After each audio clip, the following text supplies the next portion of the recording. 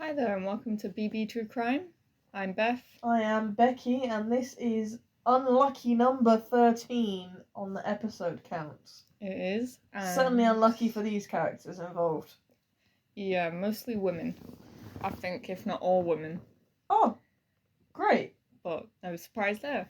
No surprises there. You know, No surprises. usually is women. Let's be real. Who's our main protagonist in this one? More like antagonist. Antagonist, there we go. That's the word. So we are doing famous serial killer Edmund Kemper today. He was most famously known as the co-ed killer. Yes. You've mentioned him before. Yeah, he is one of my mum's favourites, so shout out to my mum. Janet, shout out to you. There's an alarming number of your favourites. There is, but An alarming amount. He's a strange one. He's just okay. All right. It's a bit of a roller coaster, straight from the beginning. I'm guessing it has something to do with like universities or colleges or something. It does, yeah. Colleges, well, what we would call universities, obviously they call colleges. So yeah, that's right. Wild. It was pretty much mostly female college students. Great. Yeah. So, you know what, we're just going to dive straight into it. Just a quick thing, if you don't know what we do here, I like true crime, anything disturbing. Oh, She does criminology. I do. I tell her about what happens in true crime cases. I bring it up in class, like the nerd I am. And, you know, we just have a little golf chat. It's good times. So grab some snacks, cuppa. I have a cuppa, although it is a cold cuppa. Maybe you might want to stop with the snacks when we get to the murder part, but you know, it's fine. If you have a strong stomach, then go for it. I'm very proud of you. True. Alright, so Edmund Kemper. Okay. The co-ed killer. He does have other names, but that's his most well-known one. So, like I said, most of his victims were female college students who would hitchhike. Always a bad idea, don't do that. Never hitchhike. No good story ever started with, and I hitchhiked. Yeah, it's still quite a popular thing today, which is shocking. Just get the bus. Just walk. No, they don't even walk. Just get a fucking Uber. Do they have Uber in America? I don't know. I don't know, but get a fucking taxi. Just don't hitchhike. Don't be dumb. So, and this happened in majority of California. Oh, great. Obviously America. Just the highest amount of serial killers there. Hitting up the West Coast. Yeah. So, happy days. Let's just go into it. Okay, alright, we're straight in there. Yeah. Right in the deep end. So, his name, beautiful, was Edmund Emil Kemper III. You see, as soon as you start getting past juniors, I think the chance of psychosis increases. Yeah, there's something a bit like, well, not bougie, but like just very pretentious. Yeah, a little bit about being the third. Just pick another name. Pick a new name. Senior, junior, I can understand that. The third, move on. Move on. You've gotten past the point now. Just call him by his middle name. You just get rid of the 3.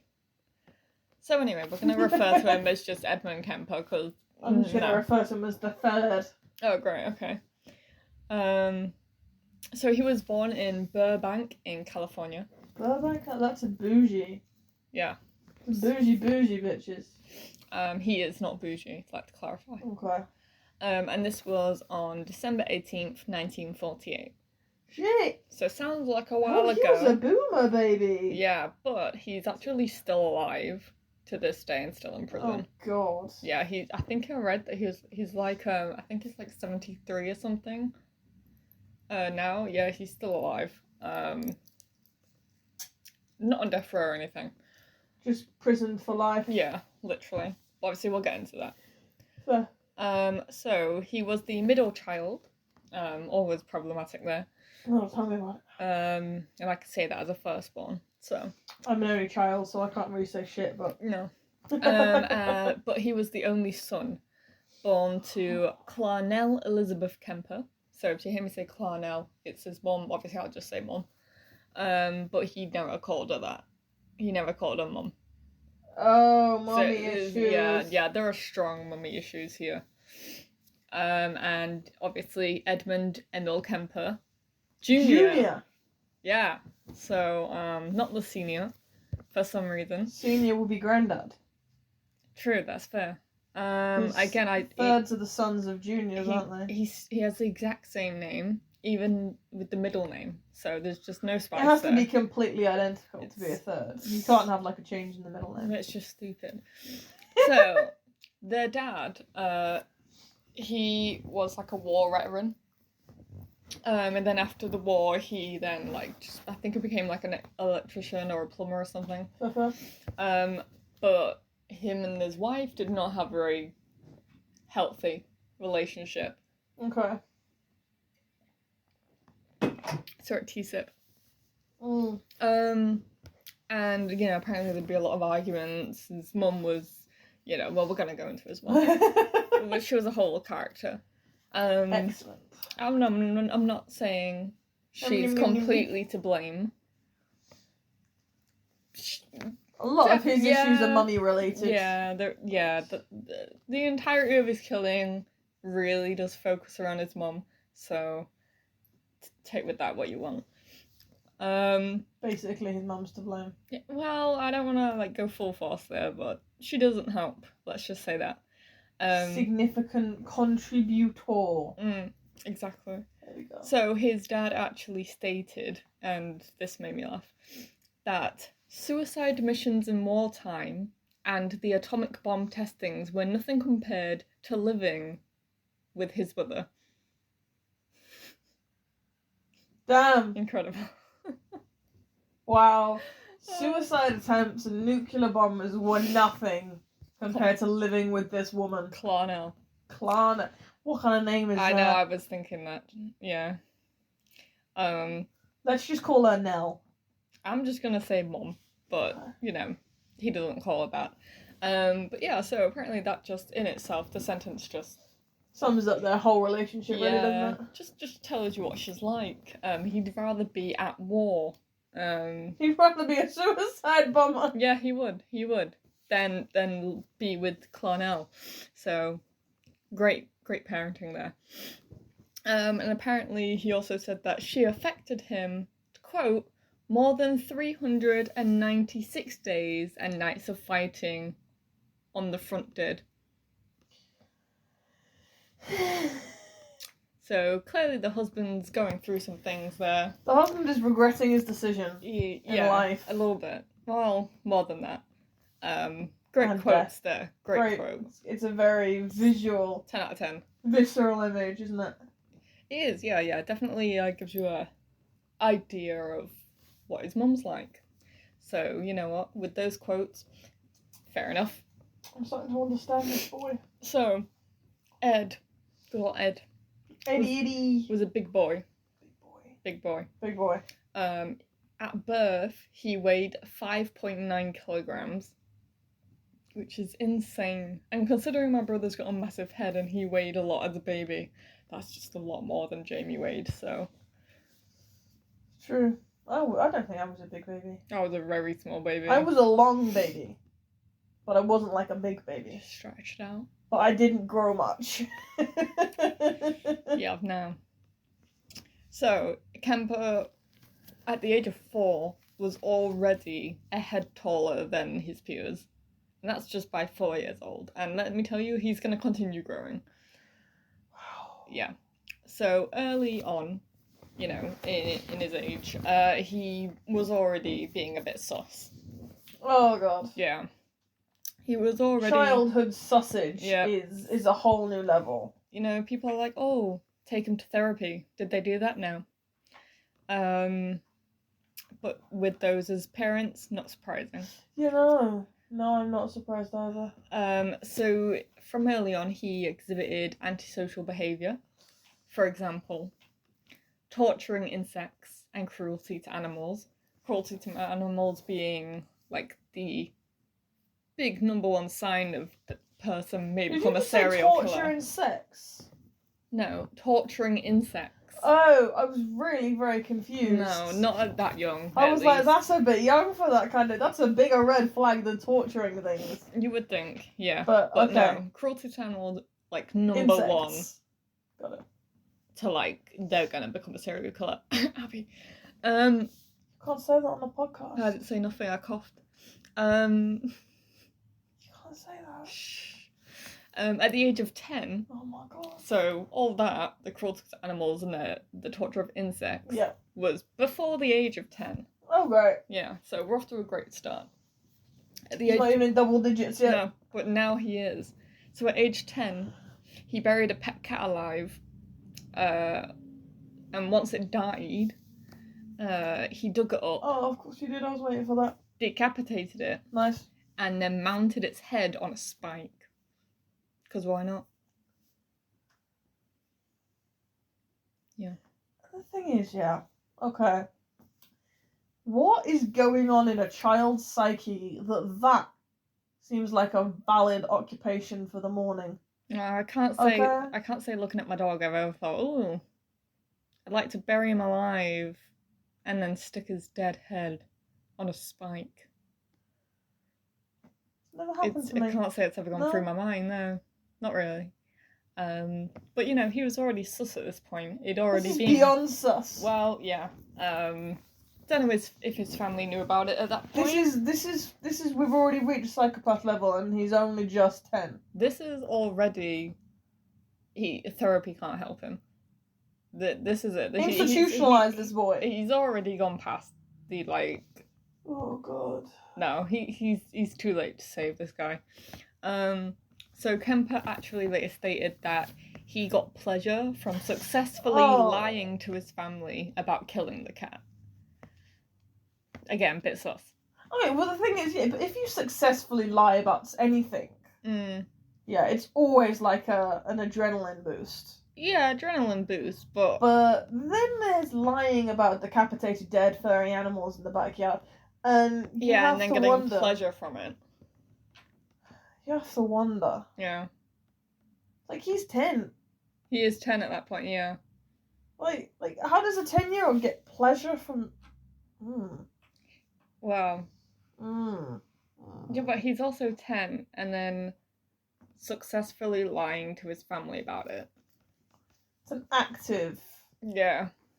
It's already like... He already knows that it's bad. Yeah, exactly. And the manipulation there is just a bit... Again, sus. I'm not surprised with this family. Yeah. So, at 13... Okay, unlucky 13. He killed another family cat. I think they just need to stop getting cats, personally. They just need to stop getting children and cats. Or pets. Get rid of this child and everything's fine. They can keep getting pets. Yeah. He said that the cat seemed to favour his sister, younger sister, who's called Alan, born in 1951, over him. And because the cat favoured her over him, he killed it. And then...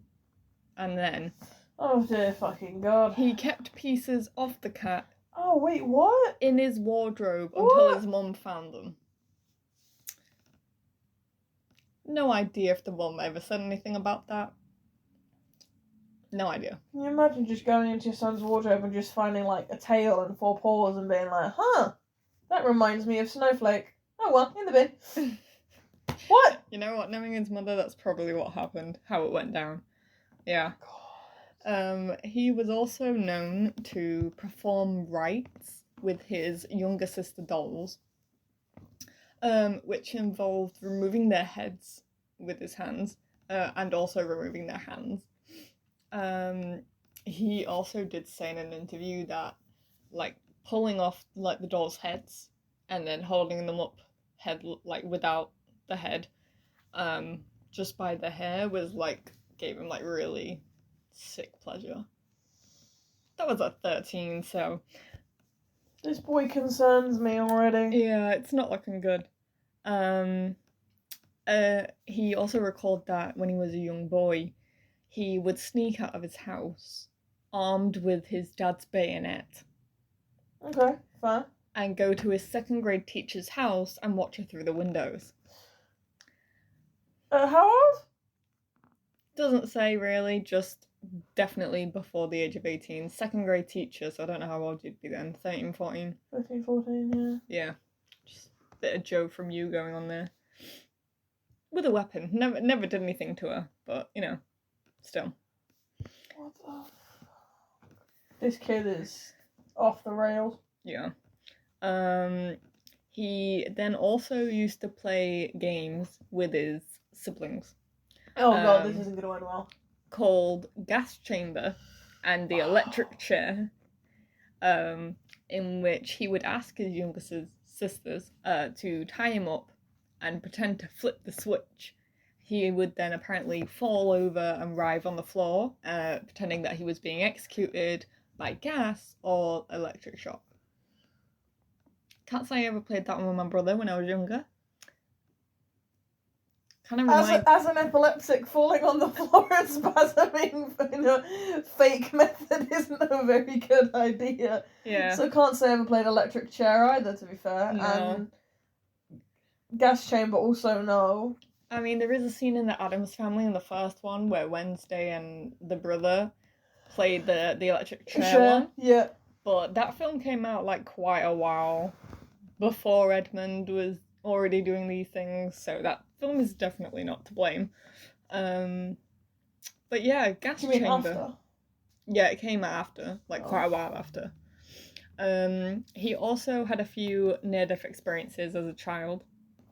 So they weren't. Both from his sisters. I feel like they were sensing something and trying to off him. His elder sister tried to push him in front of a train. Fair. Can't say I've done that to my brother either. I'm glad to hear that. And another time, the same sister, so maybe we want to look at this sister as well. She successfully pushed him into the deep end of a swimming pool. He couldn't swim. I'm guessing that was coming, yeah. And he almost drowned. Shame he didn't. Yeah, we were all thinking it, but I didn't want to say it. I did. Yeah, I know you did. I said it. Yeah. So I'm already going to hell, it's fine.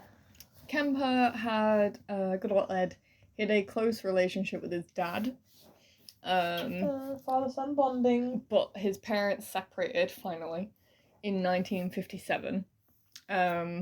Which meant that he was actually then raised by Clarnell Great Oh dear. in Montana. Oh dear. I think he should have gone with his father. Yeah, definitely. Who knows, it might have just ended the same way anyway.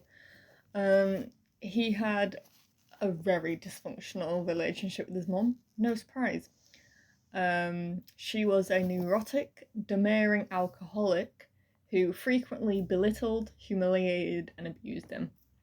She would often make Ed sleep in a locked basement because she feared that he would harm his sisters. It's fair. It's a fair worry. Yeah. She would regularly mock him for how big he was. At the age of 15, he was already 6'4". Okay. And he had more growing to do. Yeah. She would call him a real weirdo. And she also refused to show him affection out of fear that she would turn him gay. Don't know how that works. I'm not sure that's how that works, buddy. You would think it would turn him straight. Yeah, affection for a woman. But that's what she thought. She would also tell the young Ed that he reminded her of his father and that no woman would ever love him. He later described her as a sick, angry woman, and it was thought that she also suffered from borderline personality disorder. So it's going well, with his mum. So, at the age of 14, so all that shit happened 13 and younger, right? We're only just at 14 now. God. Kemper ran away from his home to try and reconcile with his dad in California. Cute. Once there, his father had remarried. He found that out, and he also had a stepson. Oh dear. So Ed stayed with him for a little while, but his dad ended up sending him off to live with his grandparents, who lived on a ranch in the Sierra Nevada mountains. A very pretty place. Good to know. Ed hated living in that area, obviously. Of course he did. There's no pleasing this man. There's no pleasing this child. He described his granddad as senile. Been there. A bit savage. And that his grandmother was constantly emasculating him and his grandfather. Curious, isn't it, that the focus on like masculinity and sexuality. Yeah, comes up a lot. It's a recurring theme. Yeah. He did make a friend while he was there. Aww. For a short while. Oh. Yeah. Aww. Oh. And this guy was called David Dozier, who lived a short distance away. I'm not gonna lie, David's a pretty reliable boys. Well, yeah, Ed's probably aren't. He lived close by and was the same age. Okay. Apparently, according to Dozier and his mum, who was called Eleanor, Aww. he stopped spending time with Ed, who he used the nickname Guy, after the family cat and Eleanor's pillowcase went missing. No, what happened there? I have no idea. Let's not question it. So, age 15. I'm now imagining that he, like, put the cat in a pillowcase and, like, weighed it at the bottom of the river and, like, drowned it to death. That would make more sense. I was just thinking he was doing something sus to the pillowcase. If the cat went missing, yeah. you'd need some kind of sneaky way of getting it out of the... And the pillowcase would be pretty effective. Oh, yeah, just by, don't look, this isn't suspicious at all. Don't question this. Went missing. There's only so much you can do to be not suspicious when the house cat's gone missing. Fucking leaves with, like, something moving in a pillowcase, and it's just like, oh, there's nothing in here, it's just food, and you just hear meow. Yeah, okay. He's dinner tonight. Okay, Ed, okay. So, August 27th, 1964, he's 15. Okay. Shit's about to go down. I'm ready. Pre-pubescent shit is about to go down. Okay, I'm prepared. I don't think I'm prepared, but let's go anyway. So it's already gone to shit. Alright. I mean, it has before. Okay. But, you know. Ed was sitting at the kitchen table with his grandma. Okay. When they had an argument. Great. He was enraged. Got it. And he stormed off and retrieved a rifle that his granddad had given him for hunting. Why? Why would you do that? But also, the rifle had also been, before that, confiscated from him because he would randomly and needlessly shoot animals with it. That's why you don't give a psychopath a hunting rifle. Yeah. So anyway, yeah, well, he took it back to go see his grandma. So, clearly. I need a rifle. Why? I'm gonna go visit Nana. Yeah, literally, yeah. Where's Nana at? He then re-entered the kitchen. Okay. And fatally shot his grandma in the head. Oh my god! In the head. Whoa. At age 15. Before firing twice more into her back. Just 'cause. His grandma's last words were, "Oh, you better not be shooting the birds again." It was not the birds he was shooting. The birds again. He was not. The good news is, Nana, he never shot another bird. Probably not. The bad news is he did in fact shoot you. Yes. And you are now deceased. So I don't know why I'm talking to you, but... She also was found post-mortem to have multiple stab wounds with a kitchen knife. And that was after she was dead. Can you imagine shooting your grandmother and then shooting her twice and then putting the rifle down and being like, oh, she's dead now. It's not enough. What else can I do? How can I improve and then just this? grabbing a kitchen knife and just... Let me go to the kitchen. Going all psycho on her. No, just go to the kitchen afterwards, make yourself a cup and be like, oh, that knife looks interesting. Oh, got a dead grandma out there. Technically, isn't grandma in the kitchen? Because they were at the dining table, yeah. So he's just standing next to her body while making himself a cuppa. Yeah. Although Americans don't make tea the way we make tea. I don't think he was making cuppa, so... Yeah. Maybe he made himself a coffee. It gets worse. Oh. Yeah, so grandma's gone. Grandma's deceased. So his granddad We all know how this is gonna go. He returned from grocery shopping. Find his deceased wife. Oh no, don't even do that. So Ed went outside and then also fatally shot him in the driveway while he was next to his car. He didn't know what to do next, so he was like, kill my grandparents. Now what? So he rang his mum. Told her what had just happened. Just shot my grandparents. Just kill them both. And she was like, maybe you should go to the police. So he did. And he confessed. So, he was asked why he did it after he was arrested. This is so far-fetched, it's almost unbelievable. Yeah, I know, but it happened. Oh my god. Yeah. He said that, in terms of his grandma, he killed her because he just wanted to see what it felt to kill his grandma. He was like, I YOLO. wonder what it's like to kill my grandmother. Yeah, and he found out. Let's go find out. Yeah.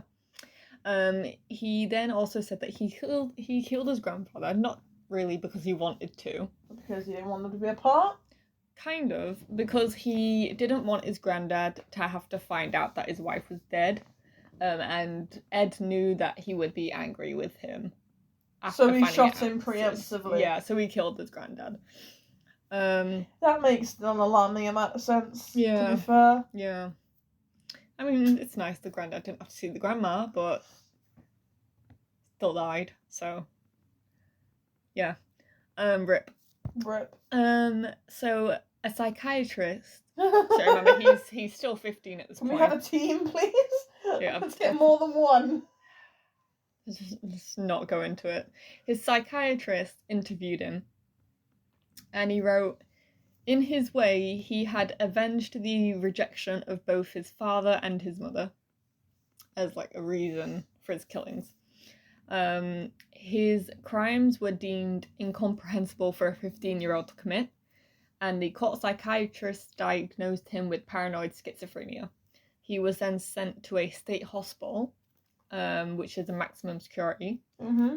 and it's one that houses mentally ill convicts. Oh, he is more than mentally ill, but okay. Yeah. However, oh god, the hospital ended up observing him as intelligent and introspective. He was first measured when he got there for his IQ, and he got 136. Damn. Yeah. That's good. And that was at 15. He was then also re-diagnosed because the people at the hospital didn't agree with the psychiatrist from court. So they diagnosed him with a less severe condition of like the personality thing. So they said that he had a personality trait disturbance of the passive-aggressive type. So basically they're fucked up. Yeah, well, just everyone did. Later on, while he was in the hospital, he did another IQ test where he scored even higher, at 145. Damn. Yeah, so he was a clever boy. Kemper was a model prisoner. Everyone liked him. Oh god.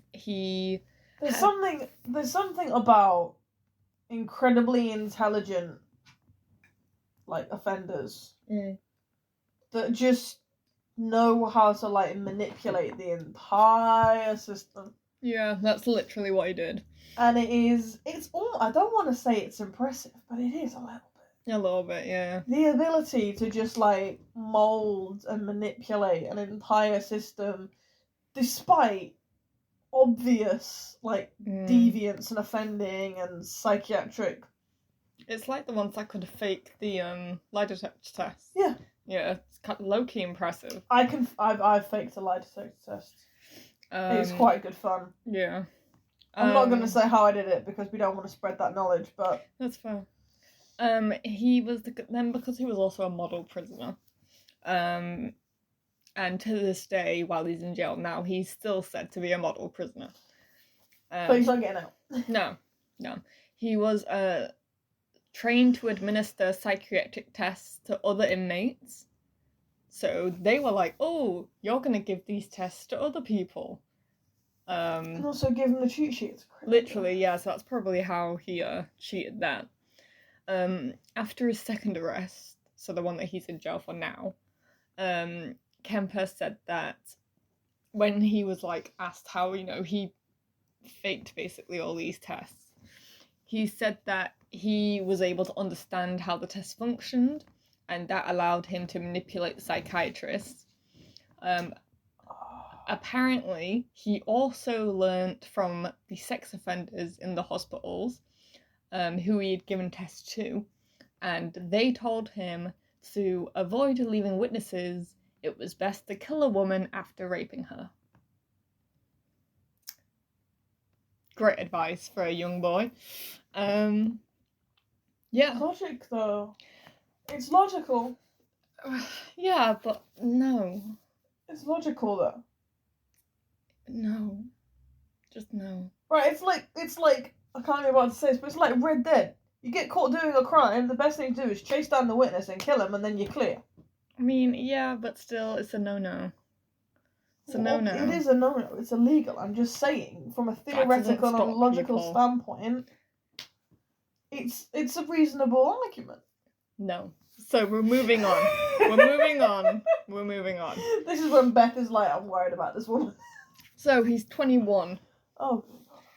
So he's I should about to say leveled up. He's level 21 now. So it's his birthday, 1969. He's 21. He was released. 1969? Mm-hmm. It's the year my mama was born. Yeah, he was released. Oh, great. Yeah, on parole. But that was against the recommendations of the psychiatrist at the hospital. And more than that, he was released into the care of his mother, who had remarried. Oh. Key person to have him with the... Yeah, good old Clarnell. This is going to go downhill again. It is. So at first it was relatively fine. While staying with his mum, he attended then a community college. But he had to do that because of his parole. And he wanted to become a police officer. The irony. However, he got rejected because of how big he was. Don't know why he would get rejected because of that. Surely you'd think that was like a positive thing for a police officer?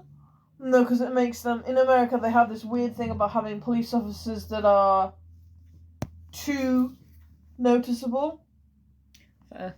Yeah. And if you he was. If you have a police officer that isn't able to blend into a crowd, he also might have been deemed too intimidating to work with the community. Well, everyone thought he was a gentle giant. That's what he was called by everyone. So he didn't come across... little did they know! Yeah. He never came across as intimidating. But he finally, after his growth is done, he stood at 6'9". 6'9", I thought so. And he was 300 pounds. Damn, that's a big boy. That's a big boy. Yeah, you should see the picture of him sitting next to the police officers. Oh, it's so funny. They look so tiny. Oh my god. And that actually led to his nickname, Big Ed.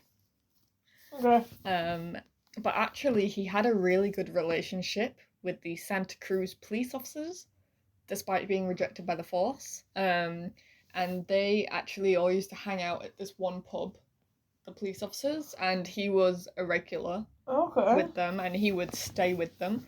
But during his killing spree, they would tell him about the case because he was friends with them, so he could see where they were up to, who they were thinking, what had happened to these girls. Obviously he already knew.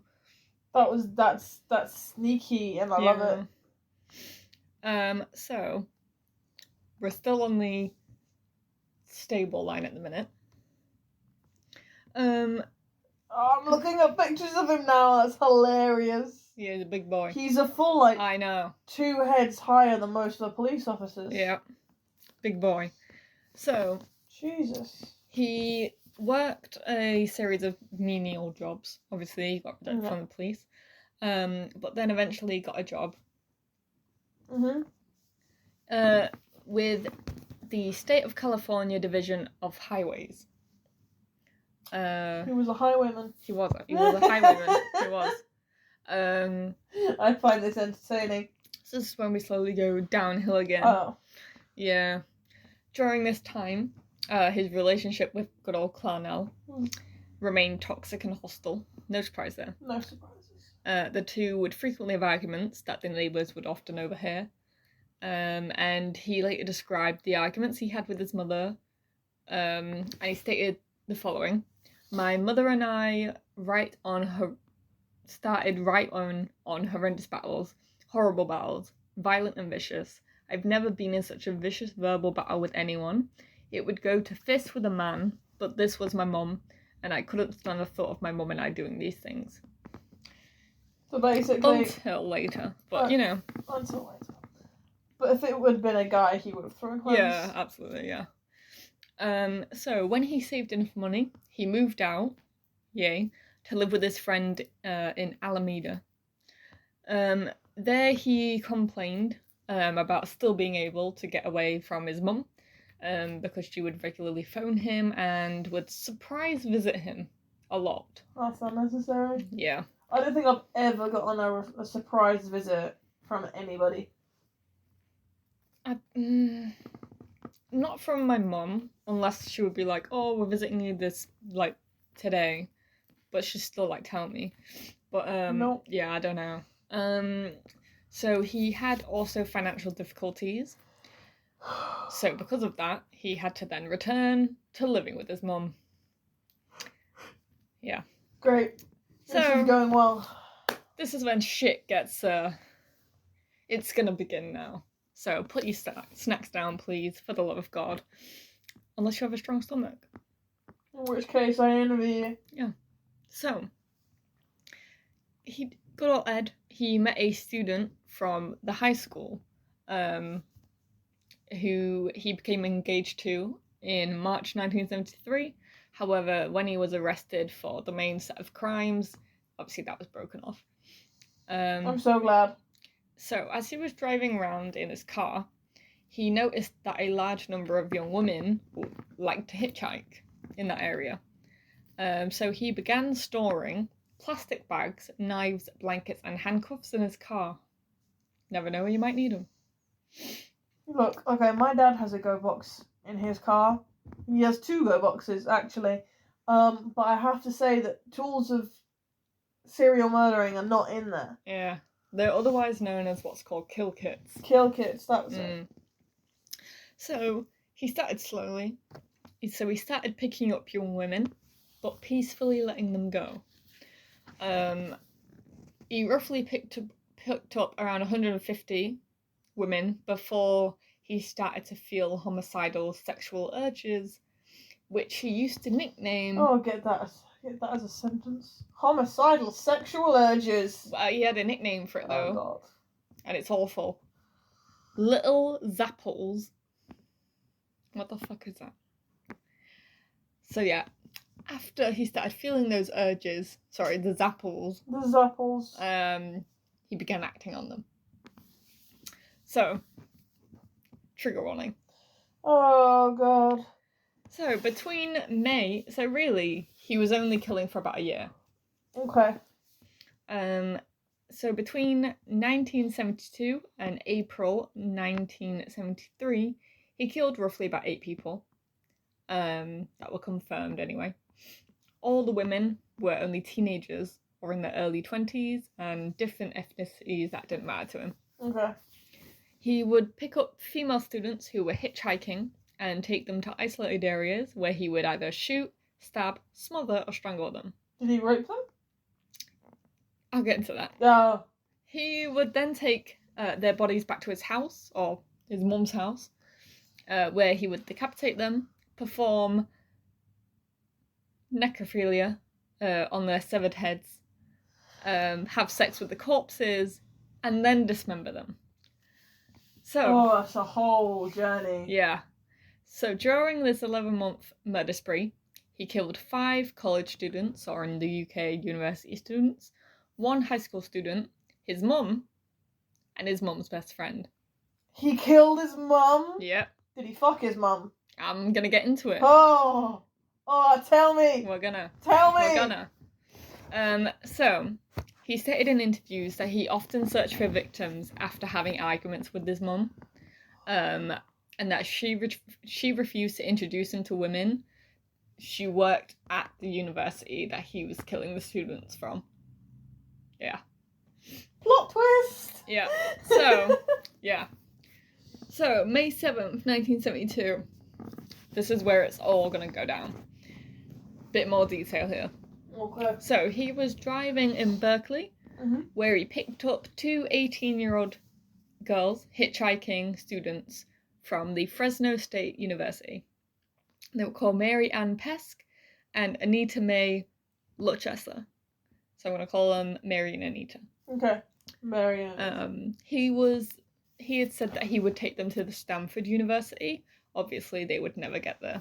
Yeah. So after driving for about an hour, he reached a secluded wooded area near Alameda, which was where he was regularly with his highway job. He didn't alert his passengers that he had changed directions from where they wanted to go, so they never noticed. How do you not notice? I know. Maybe they were in deep conversation. I don't know. Baffled. It was there that he handcuffed Mary, and locked Anita in the trunk. He then stabbed and strangled Mary to death, and then killed Anita in the same way. Amazing. Ed then put both women's bodies in the trunk, and returned to his mum's apartment. He was actually stopped on the way by a police officer because he had a broken tail light. However, the police officer noticed nothing, and he was let go. Wow. Yeah. You know when you just pull a guy over a broken tail light and you just miss the fact that there's two bodies in the trunk of the car? And it's just like, I'm pretty... Like, did he stab them in the car? Because, like, surely there'd be blood.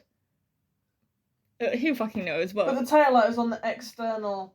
Is on the exterior. Yeah, but surely, of the like, car. when you're coming in to, like, look at the driver, they're, like, with their flashlight, just shove it in, like, the back. Yeah, but there's the back seat, and then there's the trunk. Yeah, but I'm just like... Did he kill them in the back seat? No, he must have killed them in the trunk. Or in the wooded area. Or in the wooded area, Yeah, and then just pop them in the trunk. Yeah, he didn't see anything. Missed the inspection. Yeah. So Ed's roommate at the time was not home, so he took the bodies into the apartment where he photographed them. Oh, why? Had sex with the naked corpses. Yeah. Before dismembering them. Awesome. He then put the body parts into plastic bags, which he abandoned near Loma Prieta Mountain. Okay. But before disposing of Mary and Anita's severed heads, which he would dispose of them in a ravine, he engaged in sex with both of them. Just the heads. Just the heads. Nothing else. No. In August of that year, Mary's skull was found on top of the mountain. They tried searching for the rest of Mary's remains or any trace of Anita, but nothing was ever found. So they Anita only just found the head. disappeared. Yeah.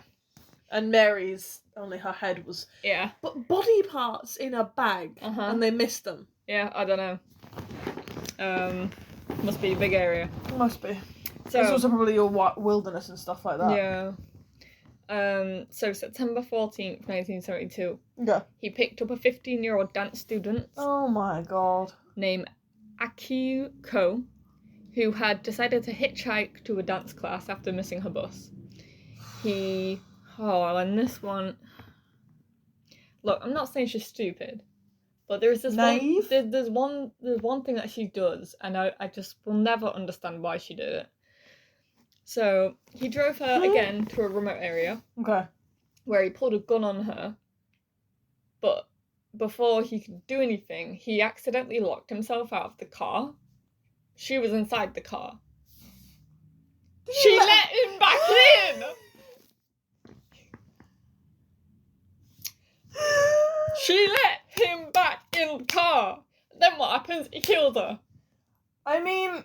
He's already got the gun out, accidentally gets out the car and locks it accidentally, and she just lets him back in. But the thing is, you're a 15-year-old girl. Get in the fucking driver's seat, bitch. Pick up the gun that's still inside the car. Oh, wait, is the gun with her? The gun is in the car. Okay. Oh my god. Wow. No, that's dumb. I'll never understand that. What? I mean, maybe he's a master manipulator. Maybe he just talked his way out of it. I'm not really gonna shoot you in this remote area. Yeah, okay. Honey, you read. So stupid. I'm sorry. I'm sorry, but it's. But she means it. She not like. Yeah. A bit Yeah, stupid. she does. So she let him back at the car, even though the gun was still in the car, and then he proceeded to choke her unconscious, rape her, and then kill her. I see. This time the rape happened before the murder. It did. Ah. Before she was dead. Yeah. Yeah. But don't worry. Oh, honey, I am. Yeah. Ed then packed Q's body in the trunk again, and then went to a nearby bar to have a few drinks. You gotta. Then he returned back to the apartment. Wait, let me guess. Had sex with her again. Took off her head. Had sex with the head. Dismembered her body and then put the body parts in bags. Yeah, pretty much. Yeah, there we go. This boy has an MO. He stated that after exiting the bar, he opened the trunk of his car where her body was and admired his catch like a fisherman would. Yeah. That's fun. There's a lot to unpack in that sentence. Yeah. So, again, yeah, he had sexual intercourse with the corpse. He then dismembered and disposed of the remains in the same fashion as the previous two victims. Incredible. Q's mum called the police to report her disappearance, and she put up hundreds of flyers for information. She's a 15-year-old girl, I'm not surprised. But she didn't receive any responses at all. Wow. Yeah, it's pretty rough. So, January 7th, 1973. Kemper, by this point, had moved back in with his mum. Go again. And so now he was circling the college where his mum worked. He picked up an 18-year-old student called Cynthia Ann Scal. Why is everybody's name hyphenated in this? I know, there's quite a few. He then drove to a wooded area, fatally shot her with a .22 caliber pistol. Nice. He then placed her body, surprise, in the trunk, and then drove to his mum's house. Shocked. And he kept the body hidden in a closet in his room overnight.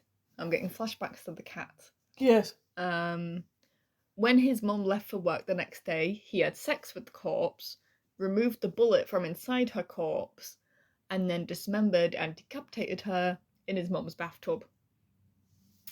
Yeah. There's just so much to unpack there. Yeah. I don't particularly want to go. Oh, but he's not even finished with Cynthia yet. He's not finished. So he then kept just her severed head for several days, regularly engaging in sex with it, then buried it in his mum's garden, facing up towards her bedroom. As after he was arrested, he said that his mum always wanted people to look up to her. That's great. I love that. That's pretty cool. That's petty as fuck.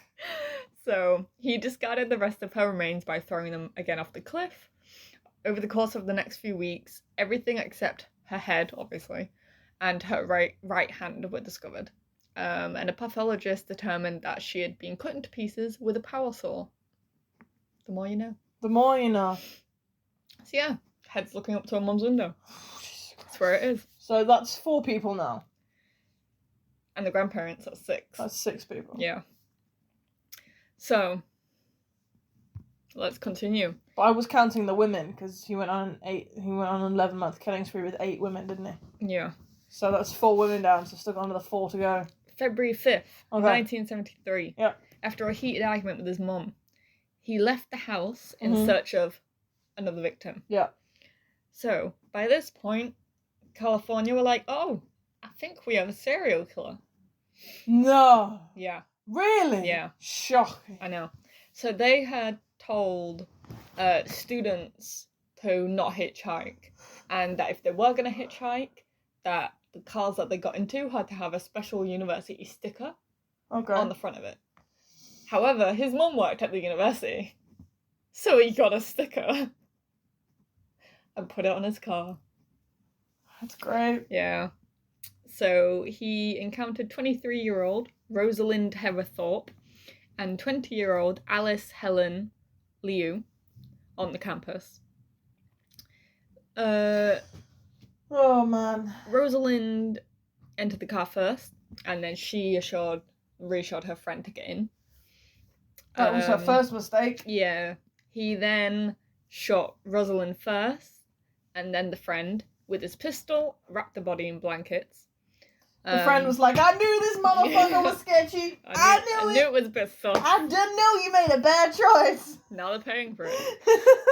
Kemper then brought his victims back to his mum's house. Oh, rape, dismembered, pretty much sex. The MO. This time he beheaded them in his car and carried the headless corpses into his mum's house to have sex with them. He then dismembered the bodies, removed the bullets to prevent identification. Pretty smart. Yeah. And discarded the remains the next morning. Some remains were found at Eden Canyon a week later. More were found near Route 1 in March. Next. Is the mother and the best friend? Yes, it is. It's time. What you've all been waiting for. This bit. The mama's about to get deceased. Right. Tell me. So, it all happened on April 20th, 1973. Okay. I'm just saying my mum was still not born yet. My mother was 5, my dad was 2. Yeah. It's all happening. So, after she came back from a party, okay. 52-year-old Clarnell awakened her son with her arrival. Bad fucking move. So, she then went to bed and was reading a book in bed. Mistake. Yeah. And she noticed him enter the room, and she said to him, I suppose you're going to want to sit up all night and talk now. He then replied, no, good night. He then waited for her to fall asleep, and then snuck back into her room and bludgeoned her with a claw hammer and slit her throat with a penknife. I imagine that was very satisfying. Probably, but there's more. Oh, I'm obviously, waiting. Obviously. I'm waiting. It's sad. That's just the beginning. Yeah. That's an entree. It is. He then decapitated her. Nice. Engaged in sex with her head. Her head? Yes, he did have sex with his mum's head. And then used it as a dartboard. Incredible. Fair. He stated that he put her head on a shelf and screamed at it for about an hour. And then afterwards threw darts at it. Fair enough. Yeah. And then afterwards, he smashed her face in. Look, the boy's traumatized. Yeah, a little bit. He also then cut out her tongue and larynx and put them in the garbage disposal. However, the garbage couldn't break down the vocal cords. They're very hard. And put the tissue back in the sink. So he said that seemed appropriate as much as she bitched and screamed and yelled at me over so many years. That's why the sink threw it back up. Apparently, according to him, anyway. So, he hid his mother's corpse in a closet. Decided to go and have another drink at a bar. As you do. I'm curious as to where the best friend comes into this. So, upon his return, he invited his mum's best friend, 59-year-old Sarah Taylor, over to the house to have dinner and watch a movie. When she arrived, he then strangled her to death to create a cover story that his mum and her best friend had gone away together on vacation. He then put the best friend's corpse in the closet. Don't know if it was the same one, probably. And then hid any outward signs of disturbance in the house. But then also left a note to the police. It did take the police a long time before they actually went to the house and found the bodies. The note read, "No need for her to suffer any more at the hands of this horrible, murderous butcher. It was quick, asleep, the way I wanted it. not sloppy and incomplete, gents. I've got things to do. Fair enough. Man was busy. Yeah. This man was busy. Yeah. So then he fled the scene, finally. Okay. Jesus. And drove non-stop to Colorado, taking caffeine pills to stay awake for the over 1,000-mile journey. Oh, that's dangerous. Yeah. He had 3 guns and hundreds of rounds of ammunition in his car. He believed that they were onto him, so he was paranoid as fuck. But they weren't. At all. You know, fucking clue. Yeah. After not hearing any news on the radio about the murders of his mom and the best friend, he found a phone booth and then actually called the police. He confessed to the murders, but the police didn't take him seriously, and told him just to call back later. So, yeah, police are just great in these stories. Oh my, you got a man committing to 8 murders here. It's fine, I know him, he's a riot, just ignore him, it's fine. Clearly he's fucking around. He's just a little nuisance, being silly.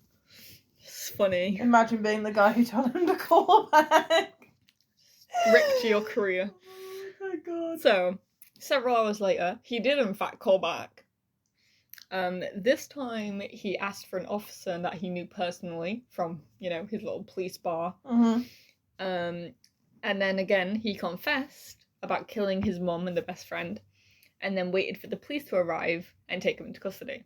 So finally, he's been caught. But wait, if he's paranoid as fuck that they're onto him, and then he fucks off 1,000 miles, Yeah. and then he's like, excuse you, sir? Then he's like, fuck it, I'll call the police and just confess. Yeah, we'll kind of get into why he did that. So upon his capture, Kemper then confessed to the murders of the other students.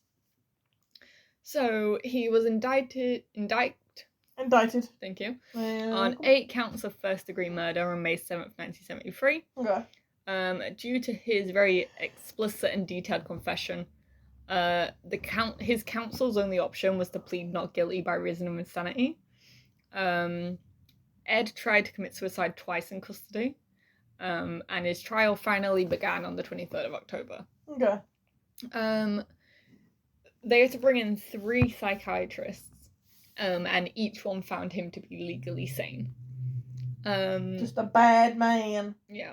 One of the psychiatrists interviewed Kemper, including under truth serum, which, no such thing.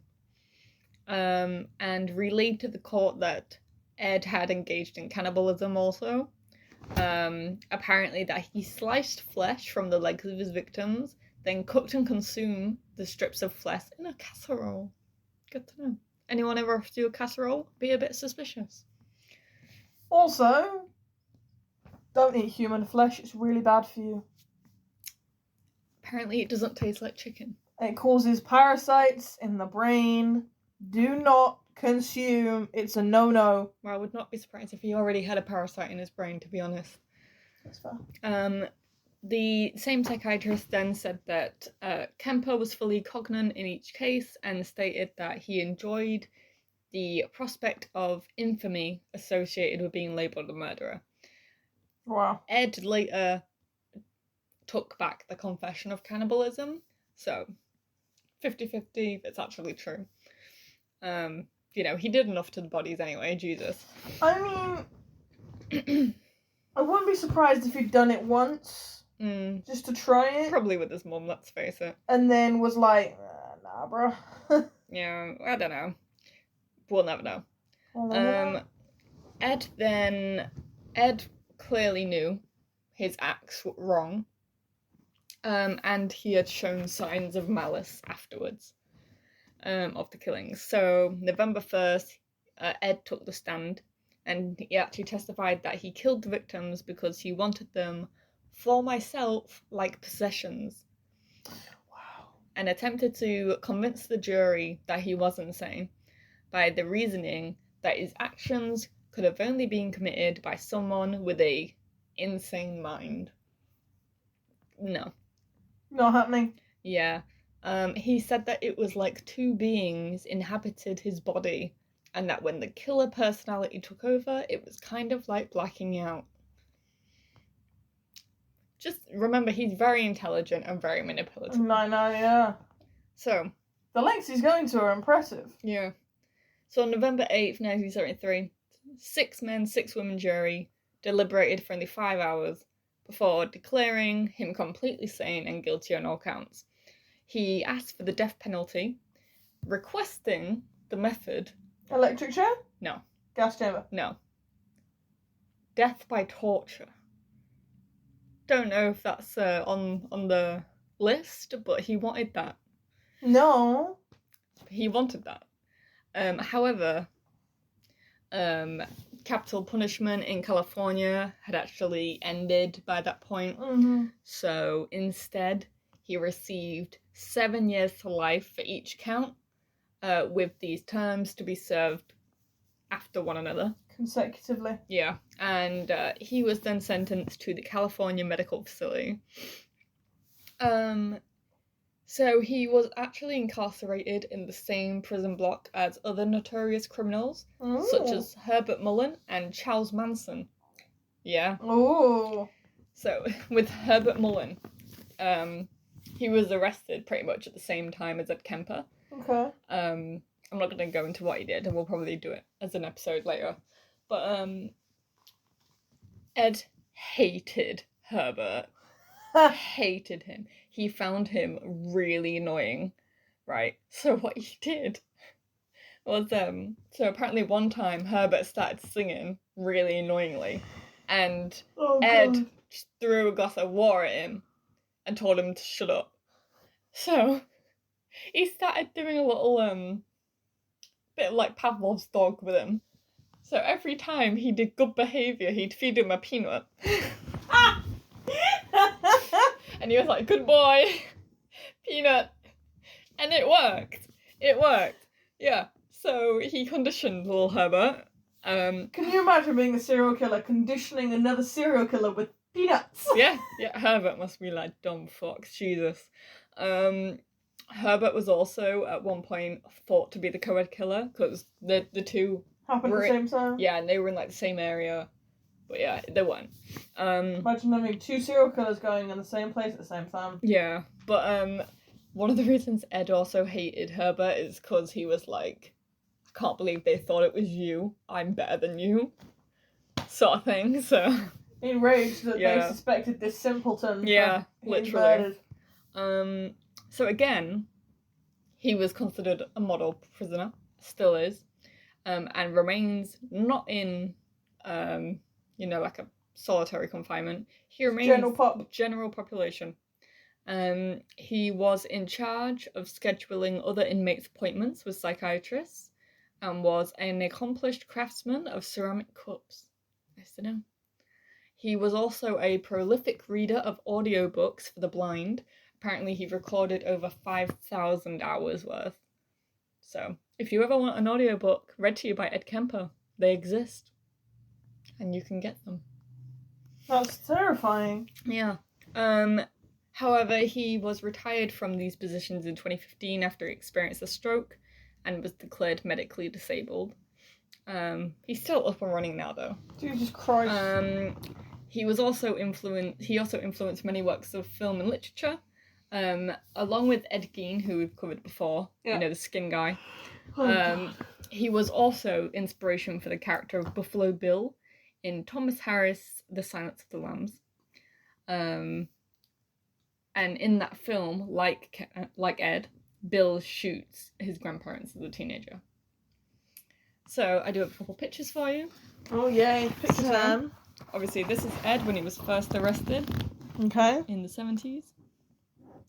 Hate the moustache. Oh, the moustache is creepy. Yeah.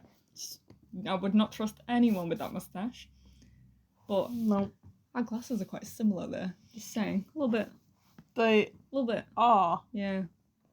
That's a little bit worrying. Yeah. And then if I go down, we have some pictures of some of the victims, not all of them. I can't tell you whether that's his mum or his grandma. No idea. Say more than likely maybe the mum. Could also be the best friend, though. Could be. Yeah. They don't look very similar. But the rest were all... That was the 15-year-old. That was the one that let him back in the car. That's embarrassing. Oh, Lord.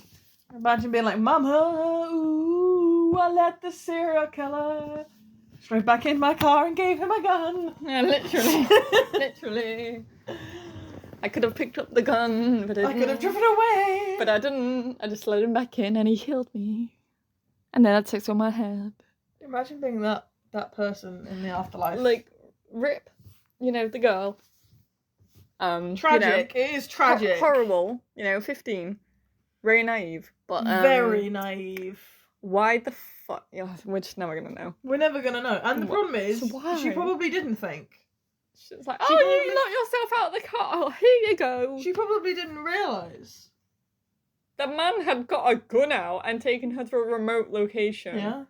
Honey, you would be amazed how dense some people can be. Because I can't. Just being murdered by a serial killer is something that happens to other people, not to you. Yeah, but I can't say if I was in that situation.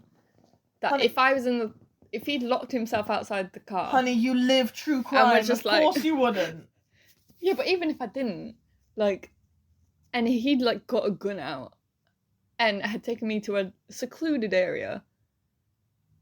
I'm not letting him back in the car if he's accidentally locked himself out. Oh my God. I don't know how to drive, but bitch, I'd learn. Well, the thing is, fucking run him over. She did. Shoot him. I mean, she did learn. She did. Yeah. She did. She was raped. Before and after. Before and after. Unlike most. Yeah. So, I feel like she may have been punished for that decision. Yeah, she got the consequences of that action. Yeah. For sure. And I gotta say, I do feel sorry for her. Oh yeah, I do, absolutely. I just feel like it was not the best decision she could have made. Absolutely not. But, we make stupid decisions, and most of the time, those stupid decisions do not involve us being raped, murdered, and then... She was strangled. Strangled. And then raped again whilst deceased. Beheaded, yeah. Yeah. That's not normally the consequences of poor decisions as a 15-year-old. True, but granted, how many serial killers come from America and are based in America? Maybe is over there. True. Yeah. So... But this is the UK, so we don't have to worry about that as much. But you can get gun licenses, though.